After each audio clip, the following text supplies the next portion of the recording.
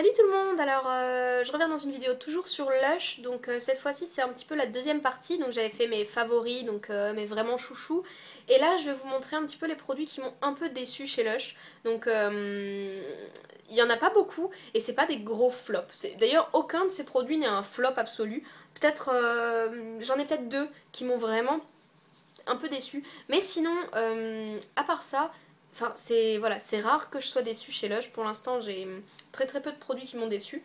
Donc voilà, je vais vous montrer, ça.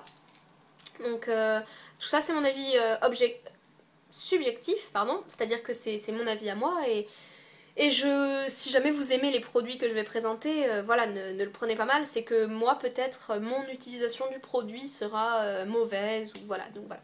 Donc c'est parti, j'y vais, je vais essayer de faire vite parce que mes vidéos durent souvent 50 000 ans, justement parce que je parle comme une conne comme là. Donc c'est parti, donc je vais parler en premier lieu des deux produits, non, d'abord des produits que j'ai, voilà, qui m'ont pas trop convaincu, que j'aime bien mais je comprends pas pourquoi ils ont, voilà. Donc tout d'abord, et là, je vais me faire détester par beaucoup de monde, le gel douche Fée des Neiges, donc Snow Fairy en anglais, oui, c'est la traduction littérale et j'ai quand même eu besoin de regarder, mais tant pis. Donc ce gel douche, c'est une édition limitée à Noël, donc maintenant il est plus disponible en boutique. Il sent un petit peu le bonbon un peu chimique, la banane, le bonbon banane en fait, il sent ça. Et il est assorti à mon vernis à ongles, il est bien, je veux dire il est chouette, il sent bon, il lave bien. Mais bon, il mousse pas si spécialement. Il est censé avoir des paillettes, mais en fait les paillettes elles sont coincées au fond là. Il n'y a aucune paillette dans le gel douche, j'ai jamais vu une seule paillette sur moi pendant que je me lavais avec. Et puis surtout, il coûte un prix, mais exorbitant. Je veux dire, honnêtement, non non, pourquoi il a un tel succès? Je respecte. J'ai des copines, des blopines, et puis des vraies copines, et... Enfin, je connais des gens que je respecte leur avis, mais ils achètent des bouteilles énormes à chaque Noël, ils stockent ça dans leur salle de bain comme si c'était... C'est un gel douche qui sent bon, c'est tout. Bon, alors, je juge pas. Chacun ses goûts, hein, y a pas de souci.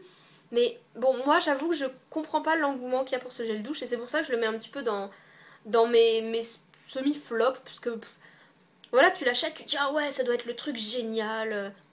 J'ai une tête affreuse. Enfin, ça doit être awesome, wouhou. Et ben en fait non, c'est juste un gel douche, voilà. Donc je démystifie un petit peu Fée des Neiges. Bon alors franchement il est rigolo, hein. En plus il y a vraiment de l'humour derrière, il y a le mode d'emploi. Oh come on, we don't need to tell you how to use shower gel, do we? Donc c'est vachement rigolo, tu vois, mais ouais, je suis pas convaincue. Surtout pour le prix, franchement, pas du tout. Le deuxième produit qui est un petit peu dans le même genre, bon celui-là c'est ma faute, personne ne m'a demandé de l'acheter, mais c'est sucre vanillé. Donc je l'ai pris en solde, donc je regrette pas de l'avoir pris, hein, je veux dire, en plus il se conserve longtemps, donc voilà.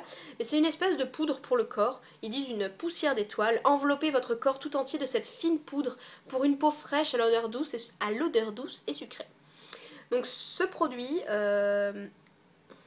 comment dire, ben c'est un peu comme du talc, et personnellement je me talque pas les fesses quoi, donc après on va me dire mais pourquoi tu l'as acheté alors? Parce que je savais bien que c'était ce genre de truc, mais c'est vrai, en fait c'est moi le flop, voilà.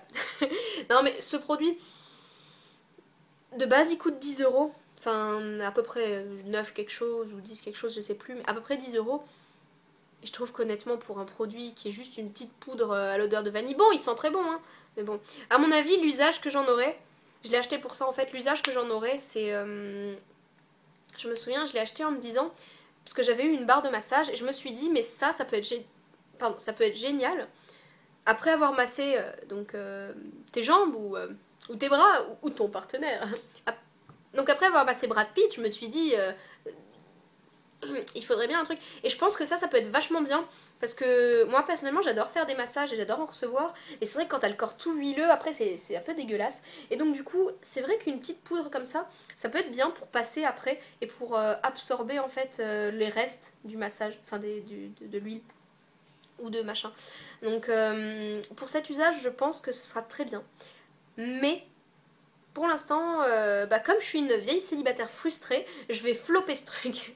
Non, enfin voilà, ça m'a pas convaincue en fait.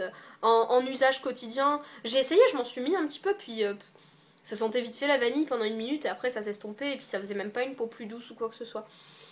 Peut-être cet été, à mettre quand tu sais l'été tu transpires un petit peu ici, ça peut être sympa d'en mettre pour justement éviter ça. Mais bon, je suis pas non plus convaincue, honnêtement, je suis un peu dubitative, voilà. En tant que grosse célibataire frustrée, il faudrait aussi que je floppe les barres de massage Lush parce que je ne peux pas les utiliser vu que je suis toute seule. C'est encore une blague. Est-ce qu'elle va arrêter de nous parler de son célibat dans ses vidéos? Merde, elle nous fait chier. Donc le produit suivant, le dernier qui fait partie des produits, oups, on l'a vu passer, qui fait partie des produits qui m'ont convaincu, mais voilà, il reste un petit goût d'amertume. Je ne les mange pas. Donc c'est le shampoing solide Johnny Juniper que je vous ai montré. Donc dans la vidéo sur mes tops, je l'ai montré vite fait pour voilà. Donc c'est un shampoing qui sent un petit peu les agrumes. J'adore les agrumes, mais un petit peu frais en fait. Pas vraiment les agrumes, il sent frais, il est chouette. Mais alors c'est un shampoing pour les cheveux gras. Alors ce que j'ai à dire, c'est qu'il est bien pour les cheveux gras. Mais alors, il y a une malédiction avec ce shampoing. C'est qu'une fois sur deux, c'est génial, j'ai pas besoin de me laver les cheveux pendant au moins 3 semaines. Bon, j'exagère à peine, mais honnêtement, une fois sur deux, il est vraiment génial, il est très très bien. Il dessèche pas trop les longueurs, ça va. Du moment qu'on l'utilise pas en mode on frotte dessus.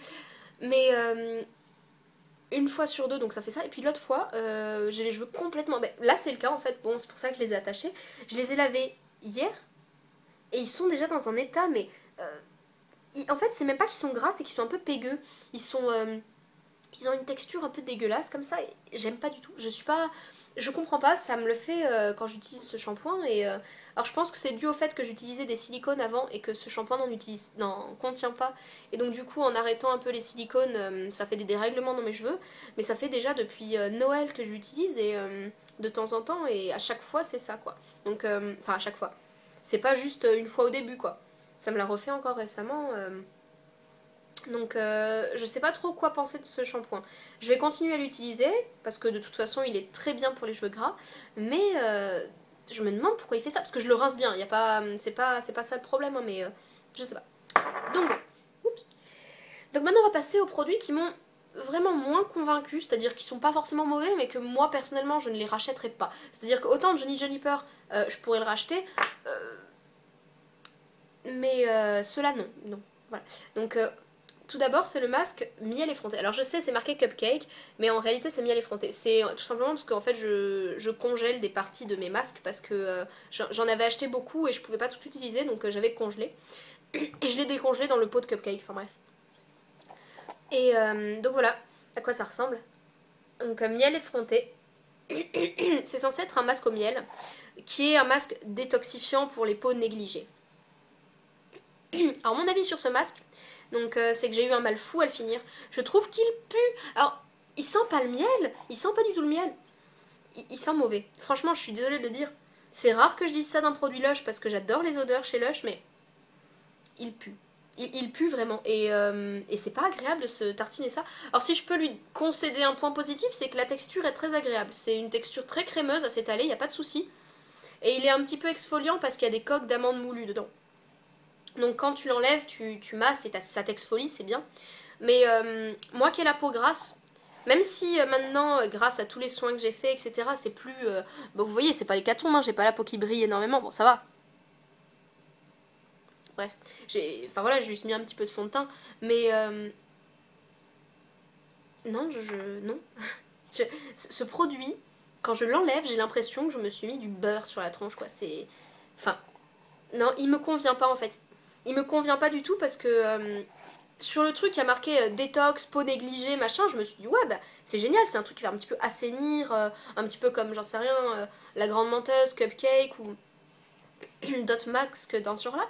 Mais non pas du tout en fait, je trouve qu'il a aucun effet en fait et en plus il pue donc c'est un masque que je me force à finir parce que j'adore faire des masques donc du coup j'essaie de le finir rapidement. Mais oh pouah, non. J'aime bien le miel, mais il sent pas le miel, quoi. Vraiment, mais même de loin, il a une odeur. Non, ça sent pas. Honnêtement, allez le sentir en boutique et vous comprendrez ce que je dis, parce que ça ne sent pas le miel. Enfin bon, bref. Si vous aimez ce masque, il n'y a pas de souci, ça peut être super adapté à vous, mais moi, non. Dernier produit que j'ai à vous présenter. C'est un produit un peu original. C'est le savon édition limitée de Pâques. De Pâques. Donc c'est le savon des petits lapins pour Pâques. Et il sent la carotte. Ça sent la soupe. Alors je ne me rappelle pas son nom, je suis désolée, je suis allée voir sur le site de Lush parce que je voulais vous donner le nom, mais non seulement j'ai jeté le petit papier, mais en plus j'ai sur le site Lush il est plus quoi. Enfin il est pas. Donc je sais pas.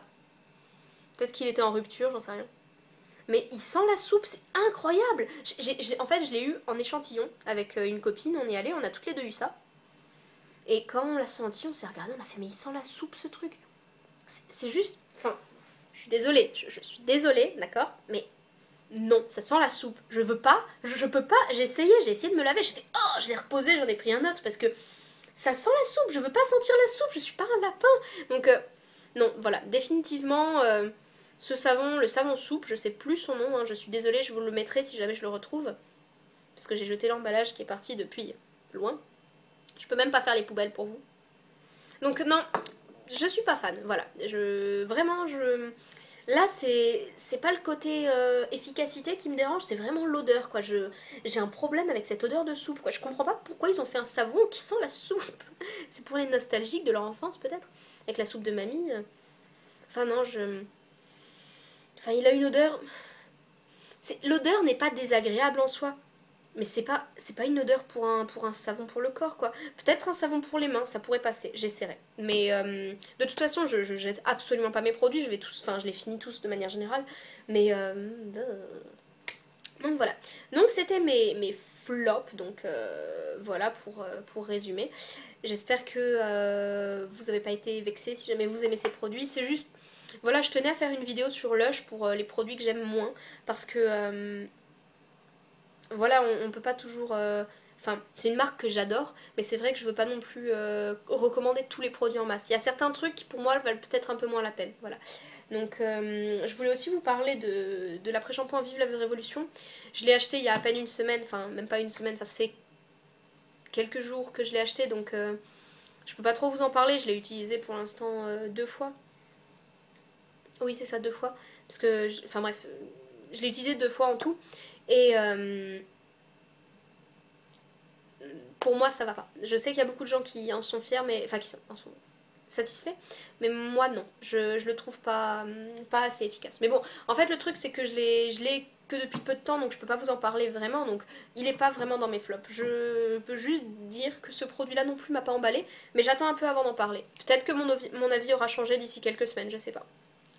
Donc voilà, c'était ma vidéo flop, ou plutôt demi-flop, enfin produit pas très convaincant. Et j'espère que ça vous a plu. Et je vous dis à bientôt pour une prochaine vidéo. Salut!